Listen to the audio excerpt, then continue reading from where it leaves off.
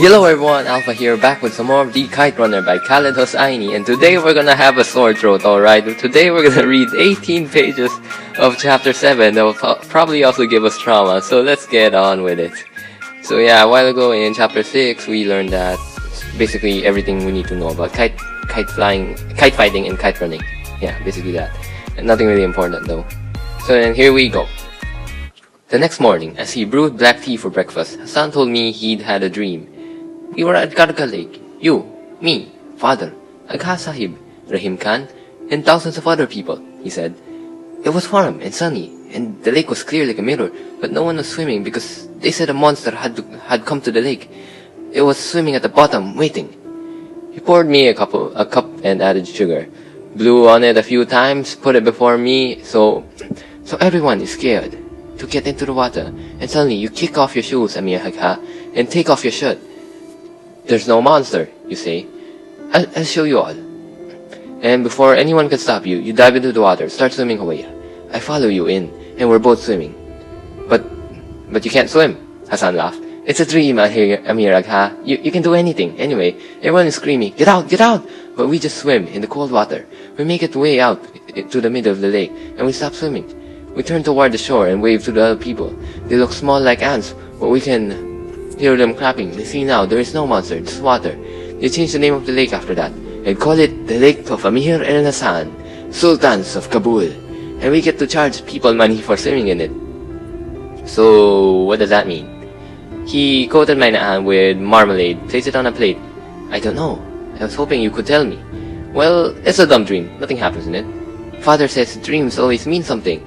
I sipped some tea. Why don't you ask him then? He's so smart, I said, more curtly than I had intended. I hadn't slept all night, my neck and back were like coiled springs, and my eyes stung. Still, I had been mean to Hassan. I almost apologized, then didn't. Hassan understood, I was just nervous. Hassan always understood about me. Upstairs, I could hear the water running in Baba's bathroom. The streets glistened with fresh snow and the sky was a blameless blue. The snow blanketed every rooftop and weighed on the branches of the stunted mulberry trees that lined our street. Overnight, snow had nudged its way into every crack and gutter. I squinted against the blinding white when Hassan and I stepped through the wrought iron gates. Ali shut the gates behind us. I heard him mutter a prayer under his breath. He always said the prayer when his son left the house. I had never seen so many people on our street. Kids were flinging snowballs, squabbling, chasing one another, giggling. Kite fighters were huddling with their spool holders, making last-minute preparations from adjacent streets. I could hear laughter and chatter. Already rooftops were jammed with spectators reclining in lawn chairs, hot tea simming from thermoses. The music of Ahmad Zahir blaring from cassette players. The immensely popular Ahmad Zahir had revolutionized Afghan music and outraged the purists by adding electric guitars, drums, and horns to the traditional tabla and harmonium. On stage or at parties, he shirked the austere and nearly morose, I don't know, stance of older singers and actually smiled when he sang, sometimes even at women.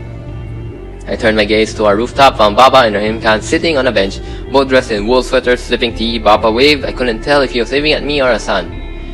We should get started, Hassan said. He wore black rubber snow boots and a bright green chapan over a thick sweater and faded corduroy pants. Sunlight washed over his face, and in it I saw how well the pink scar above his lip had healed. Suddenly I wanted to withdraw, pack it all in, go back home. What was I thinking?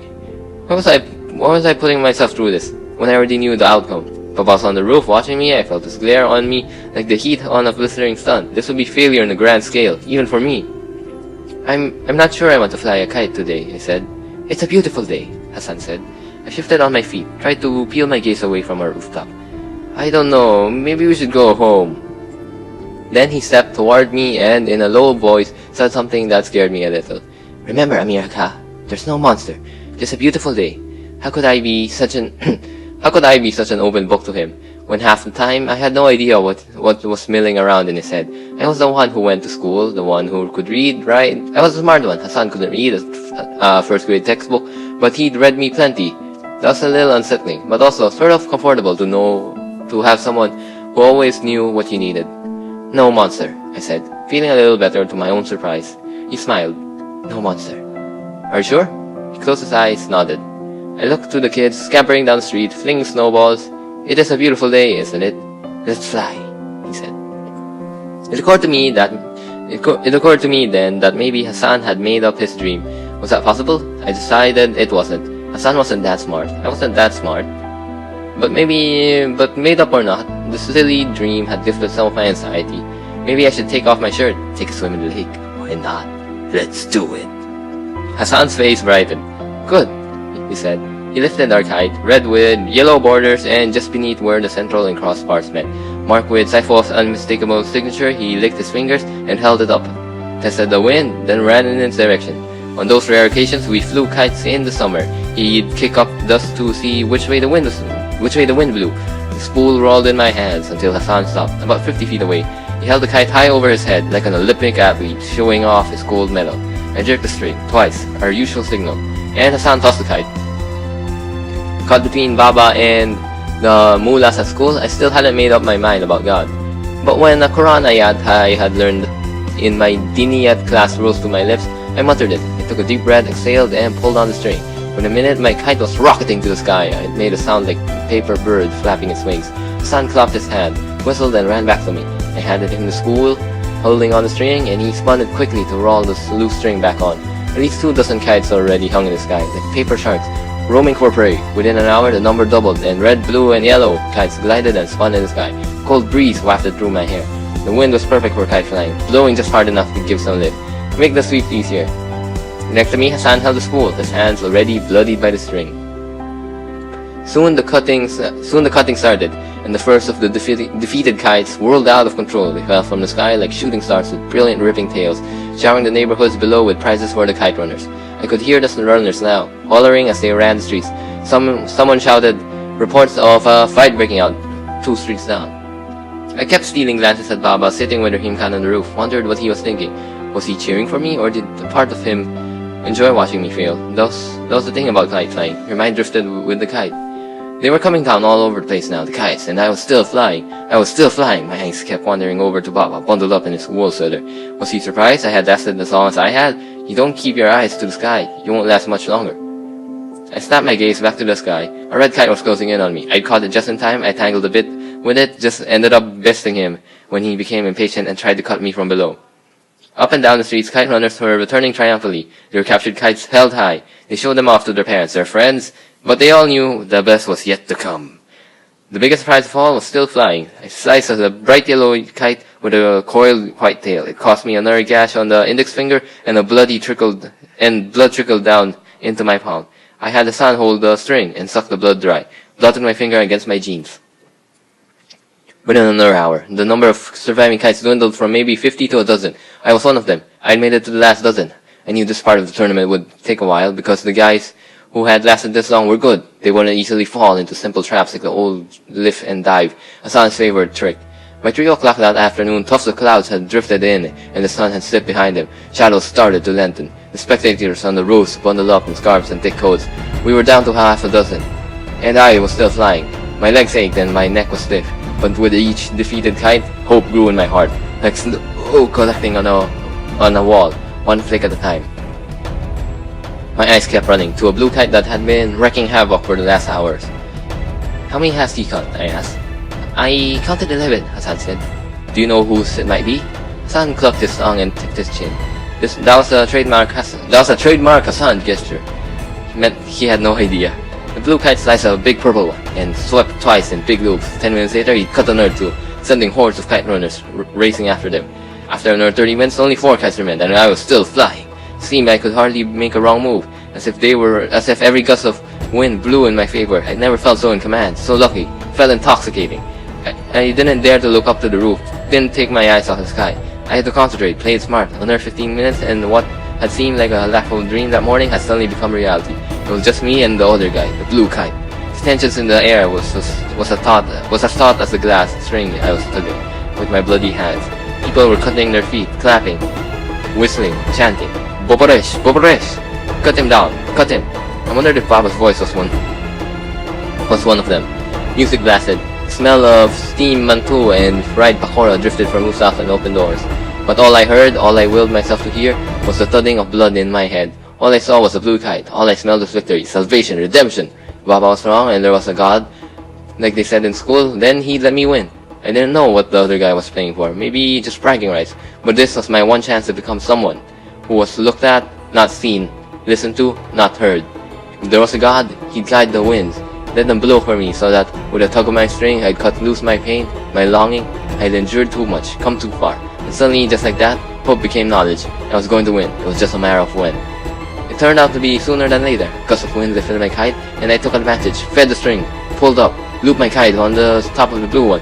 I held position. The blue kite knew it was in trouble. It was trying desperately to maneuver out of the jam, but I didn't let go. I held the position. The crowd sensed the end was at hand. The chorus of cut him, grew louder, like Romans chanting for the gladiators to kill, kill, kill. You're almost there, Amir Haga. Almost there. Hassan was panting. Then a moment came. Closed my eyes and loosened my grip on the string. Sliced my fingers again as the wind dragged it. And then I didn't need to hear the crowd's roar to know I didn't need to see either. Hassan was screaming and his arm was wrapped around my neck. Bravo! Bravo, Amir Haga!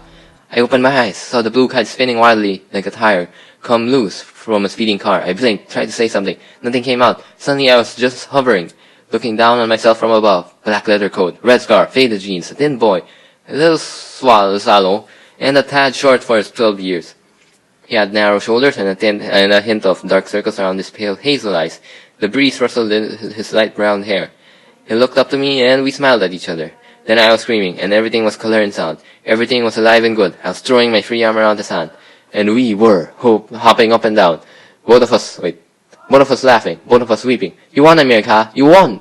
We won! We won! Was all I could say. This wasn't happening in a moment. I'd blink and rouse from this beautiful dream, get out of my bed, march down to the kitchen to eat breakfast with no one to talk to but Hassan. Get dressed, wait for Baba, give up, back to my old life. Then I saw Baba on the roof. He was standing on the edge, pumping both of his fists, hollering and clapping. All that, and that right there was the single greatest moment of my 12 years of life, seeing Baba on the roof, proud of me, at last. But he was doing something new now, motioning with his hands in an urgent way. Then I understood. Hassan, I know, he said, breaking our embrace. Inshallah, we'll celebrate later. Right now I'm going to run after that blue kite for you, he said. He dropped the spool and took off running, the hem of his green chapan dragging in the snow behind him. Hassan, I called, come back with it. He was already turning the street corner, his rubber boots kicking up the snow. He stopped, turned, he cupped his hand around his mouth. For you, 1,000 times over, he said. Then he smiled his Hassan smile and disappeared around the corner. The next time I saw him, unabashedly like that, was 26 years later, in a faded Polaroid photograph. I began to pull my kite back as people rushed to congratulate me. I shook hands with them, said my thanks. The younger kids looked at me with an awestruck twinkle in their eyes. I was a hero. Hands patted my back and tousled my hair. I pulled on the string and returned every smile, but my mind was on the blue kite. Finally, I had my kite in hand. I wrapped the loose string that had collected at my feet around the spool, shook a few more hands, and trotted home. When I reached the route iron gates, Ali was waiting for me on the side. He stuck his hand through the bars. Congratulations, he said. I gave him my kite and spool, shook his hand. Tashakor, Alihan. I was praying for you the whole time. Then keep praying, we're not done yet. I hurried back to the street. I didn't ask Ali about Baba. I didn't want to see him yet. In my head, I had it all planned. I made a grand entrance, a hero prize trophy in my bloody hands. Heads would turn and eyes would lock. Rostam and Sorab sizing each other up. A dramatic moment of silence. Then the old warrior would walk to the young one, embrace him, acknowledge his worthiness. Vindication, salvation, redemption. And then, well, happily ever after, of course. What else? The streets of Wazir Akhbar Khan were numbered and set at right angles to each other like a grid. It was a new neighborhood then, still developing with empty lots of land and half-constructed homes on every street. Between compounds surrounded by 8-foot walls, I ran up and down every street looking for Hassan. Everywhere, people were busy folding chairs, packing food and utensils after a long day of partying. Some still sitting on the rooftop shouted their congratulations to me. 4 streets south of ours, I saw Omar, the son of an engineer who was a friend of Baba's. He was dribbling a soccer ball with his brother on the front lawn of their house. Omar was a pretty good guy. We'd been classmates in 4th grade, and one time he'd given me a fountain pen, the kind you had to load with a cartridge. I heard you won, Amir, he said. Congratulations. Thanks. Have you seen Hassan? Your Hazara? I nodded. Omar handed the ball to his brother. I hear he's a great kite runner. His brother headed the ball back to him. Omar caught it, tossed it up and down. Although I've always wondered how he managed. I mean, with those tight little eyes, how does he see anything? His brother laughed a short burst and asked for the ball. Omar ignored him. Have you seen him? Omar flickered a thumb over his shoulder, pointing southwest. I saw him running toward the bazaar a while ago. Thanks! I scuttled away. By the time I reached the marketplace, the sun had almost sunk behind the hills, and dust had painted the sky pink and purple. A few blocks away from the Haji Yaqub Mosque, the mullah bellowed azan, calling for the faithful to unroll their rugs and bow their heads to Western prayer. Hassan never missed any of the 5 daily prayers. Even when we were out playing, he'd excuse himself, draw water from the well in the yard, wash up, and disappear into the hearth. He'd come out a few minutes later smiling, finding me sitting against the wall or perched on a tree. He was going to miss prayer tonight, though because of me. The bazaar was emptying quickly, the merchants finishing up their haggling for the day. I trotted in mud between rows of closely packed cubicles where you could buy a freshly slaughtered fisat in one stand and a calculator from the adjacent one. I picked my way through the dwindling crowd, the lame beggars dressed in layers of tattered rags, the vendors with rugs on their shoulders, the cloth merchants and butchers closing shop for the day. I found no sign of Hassan. I stopped by a dried fruit stand, described Hassan to an old merchant loading his mule with crates of fine seeds and raisins. He wore a powder blue turban. He paused to look at me for a long time before answering. I might have seen him. Which way did go? He eyed me up and down. Well, what is a boy like you doing here at this time of the day looking for a Zara? His glance lingered, admiring on my leather coat and my jeans, cowboy pants. We used to call them in Afghanistan, owning anything American, especially if it wasn't second-hand, was a sign of wealth. I need to find him, Aka. What is he to you? He said. I didn't see the point of his question, but I reminded myself that impatience wasn't going to make him tell me any faster. He's our servant's son, I said. The old man raised a pepper gray eyebrow. He is? Lucky Azara. Having such a concerned master, his father should get on his knees, sweep the dust off your feet with his eyelashes. Are you going to tell me, or not? Rested an arm on the mule's back, pointed south. I think I saw the boy you described running that way. He had a kite in his hand, a blue one. He did, I said. For you 1,000 times over, he promised. Good old Hassan. Good old reliable Hassan. He kept his promise and run the last kite for me. Of course, they probably caught him by now, the old merchant said, grunting and loading another box on the mule's back. Who? The other boys, he said. The other ones chasing him, they were dressed like you. He glanced to the sky and sighed. Now run along, you're making me late for Nina's. Shoot. But I was already scrambling down the lane. For the next few minutes, I scoured the bazaar in vain. Maybe the old merchant's eyes had betrayed him, except he'd seen the blue kite, and the thought of getting my hands on that kite. I poked my head behind every lane, every shop, no sign of sun. I'd begun to worry that darkness would fall before I found the sun. When I heard voices from up ahead, I reached a secluded, muddy road. It ran perpendicular to the end of the main thoroughfare, bisecting the bazaar. I turned onto the rutted track and followed the voices. My boots squished in mud with every step, and my breath puffed out in white clouds before me. The narrow path ran parallel on one side to a snow-filled ravine through which a stream may have tumbled in the spring. To my other side stood rows of snow-burdened cypress trees peppered among flat-topped clay houses, no more than mud shacks, and in most cases separated by narrow alleys. I heard the voices again, louder this time, coming from one of the alleys. I crept closer to the mouth of the alley, held my breath, peeked around the corner. Hassan was standing at the blind end of the alley in a defiant stance, fists curled, legs slightly apart. Behind him, sitting on piles of scrap and rubble, was a blue kite, my key to Baba's heart. Blocking Hassan's way out of the alley were 3 boys, the same 3 from that day on the hill, the day after Daoud Khan's coup, when Hassan had saved us with his slingshot. Wali was standing on one side, Kamal on the other side. In the middle, Asef. I felt my body clench up.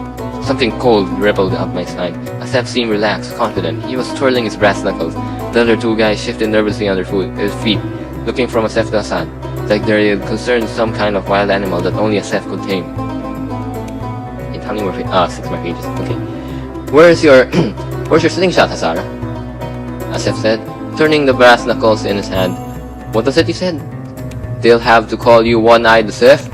That's right, One-Eyed Asef. That was clever, really clever. Then again, it is easy to be clever when you're holding a loaded weapon. I realized I still hadn't breathed out. I exhaled, slowly, quietly. I felt paralyzed. Watched them close in on the boy I'd grown up with. The boy whose higher-lipped face had been my first memory. But today is your lucky day, Hazara, Asef said. He had given his back to me. But I would have bet he was grinning. I'm in the mood to forgive.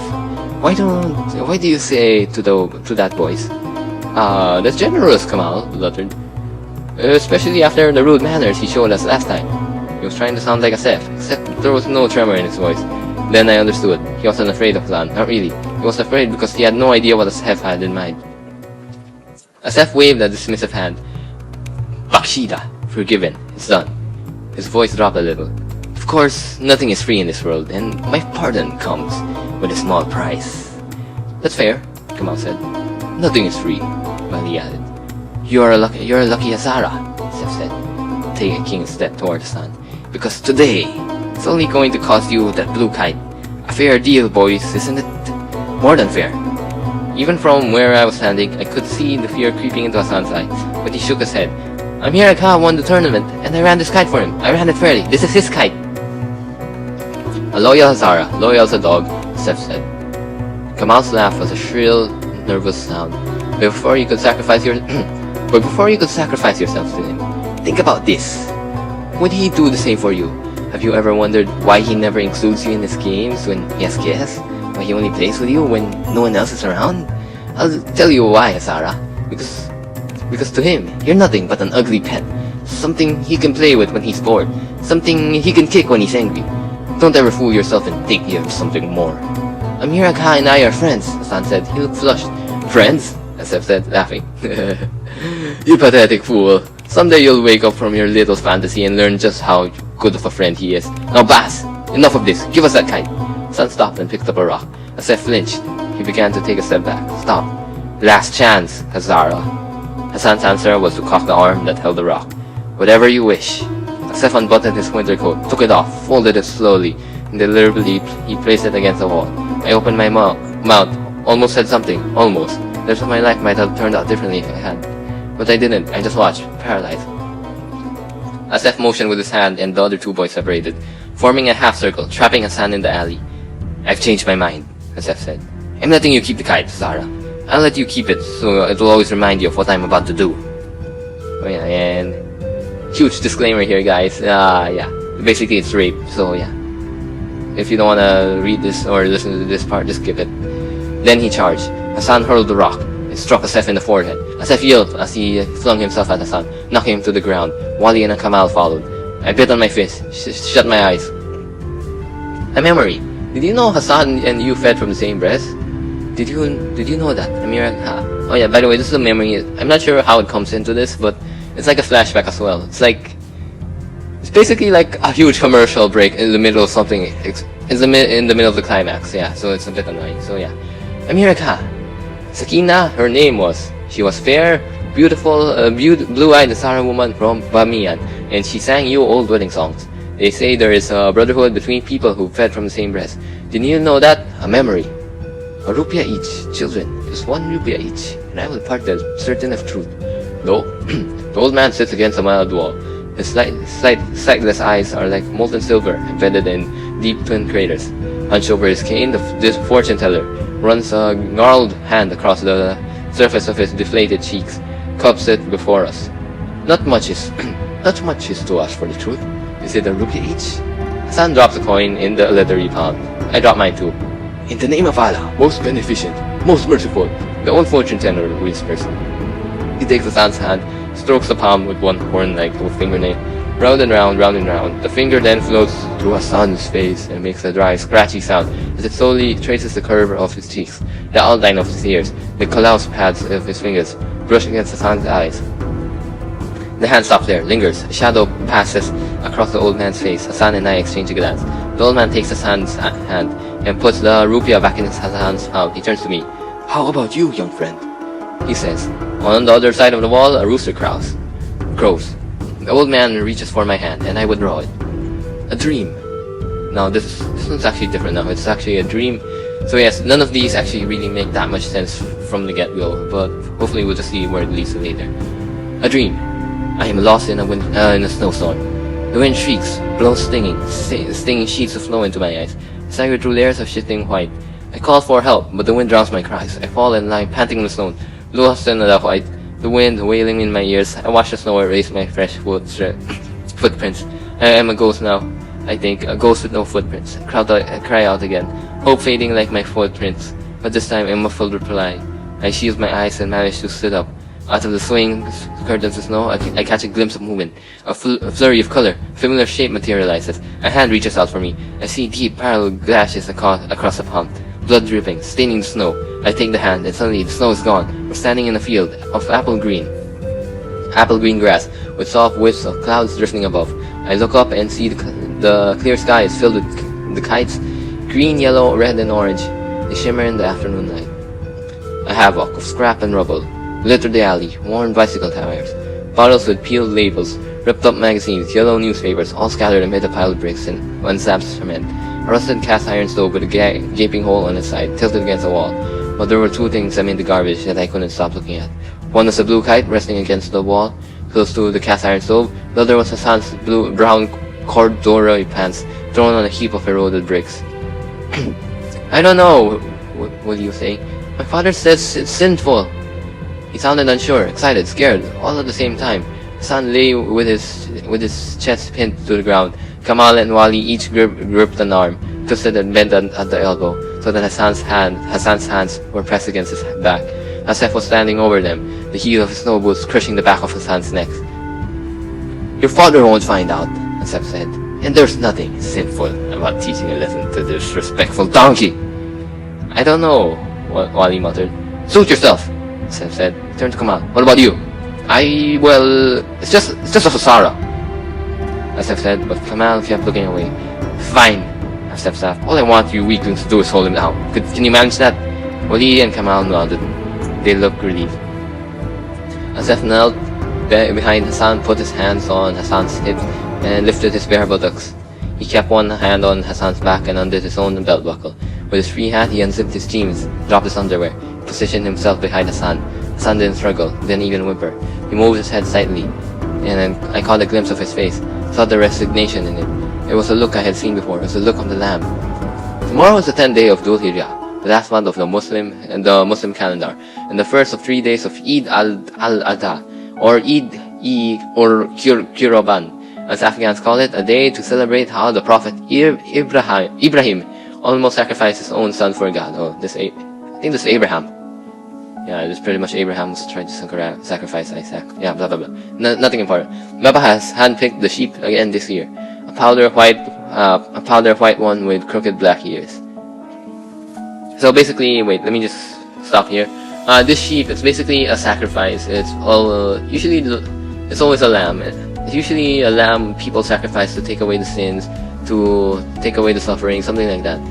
In both, I know it's very prominent in Christianism, but I'm not sure if it's prominent in Muslims or Islam. I mean, but anyway, here the sheep is actually describing Hassan, who will of course now be sacrificed in the weirdest way possible. We all stand in the backyard, Hassan, Ali, and Baba and I. The mullah recites a prayer, rubs his beard. Baba mutters, "Get on with it," under his breath. He sounds annoyed with the endless praying, the rituals making the meat halal. Baba mocks the story behind this Eid, like he mocks everything religious, but he respects the tradition of Eid Qurban. The custom is to divide the meat in thirds. One for the family, one for friends, and one for the poor. Every year, Baba gives it all to the poor. The rich are fat enough already, he says. The mullah finishes the prayer. He picks up the kitchen knife with the long blade. The custom is not to let the sheep see the knife. Ali feeds the animal a cube of sugar, another custom, to make the death sweeter. The sheep kicks, but not much. The mullah grabs it under its jaw and places the blade on its neck. Just a second before he slices its throat in one expert motion, I see the sheep's eyes.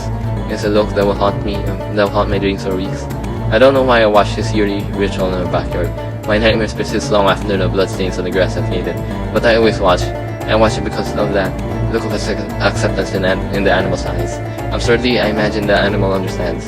I imagine the animal sees that its imminent demise is for a higher purpose. This is the look.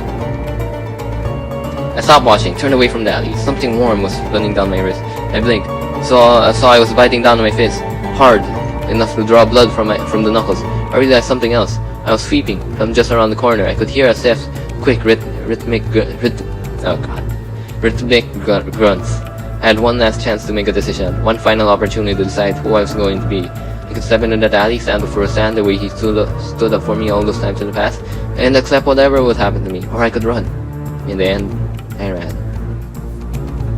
I ran because I was a coward. I was afraid of Asef and what he would do to me. I was afraid of getting hurt. That's what I told myself as I turned my back to the alley to Hassan.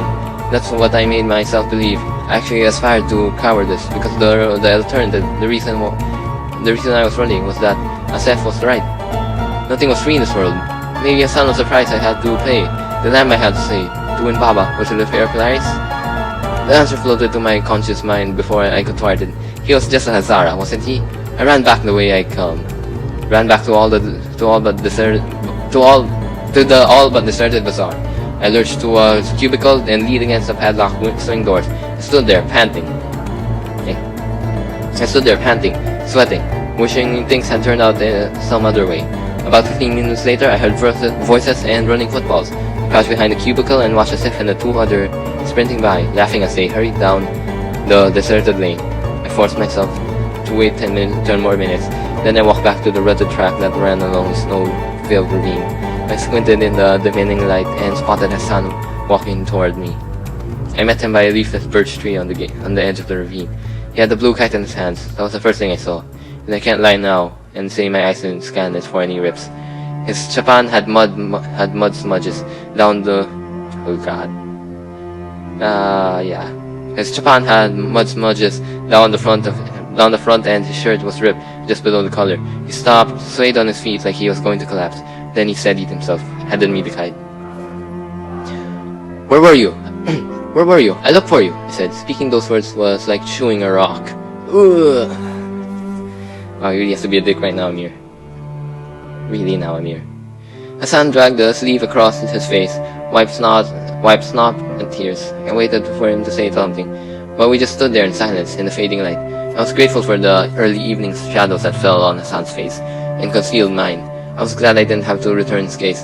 Did he know I knew? And if he knew, then what would I see if it did look in his eyes? Blame, indignation, or God forbid, what I feared the most, guiltiness and devotion, that most of all I couldn't bear to see. He began to say something and his voice cracked. He closed his mouth, opened it again, and closed it again. Took a step back, wiped his face, and I was as close as Hassan and I ever came to discussing what had happened in the alley. I thought he might burst into tears, but to my relief he didn't, and I pretended I hadn't heard the crack in his voice, just like I pretended I hadn't seen the dark stain in the seat of his pants, or tiny drops that fell from between his legs and stained the snow black. Ooh. Adha Sahib will worry, was all he said. He turned from me and limped away. It happened just the way I had imagined. I opened the door to the smoky study and stepped in. Baba and Rahim Khan were drinking tea and listening to the news crackling on the radio. Their heads stirred, then a smile played on my father's lips. He opened his arms, I put the kite down and walked into his thick hairy arms, buried my face in the warmth of his chest and wept. Baba held me close to him, rocking me back and forth in his arms. I forgot what I'd done, and that was good. And there we go, that was chapter 7. So yes, chapter 7 was basically, Amir won the kite flying contest, Hassan went to chase after the blue kite, which Amir cut down. And Hassan managed to get it, but then, yeah, he wouldn't give it. He was being threatened by Asef, Camille, and Wali to give it to them, but he didn't, so yeah, they just raped him. And here, we see several things that Amir is trying to justify himself, like he was scared, he couldn't do anything, so it was pointless, yeah. Basically, I don't really have a comment on this one. And yeah, I'm guessing we'll end it here. But of course, we'll end it with a brilliant question. Is it still considered a gangbang or a gang rape when only one guy does it? Yes, that is the weirdest question, and yes, I have no idea what other way to end this. Okay, bye.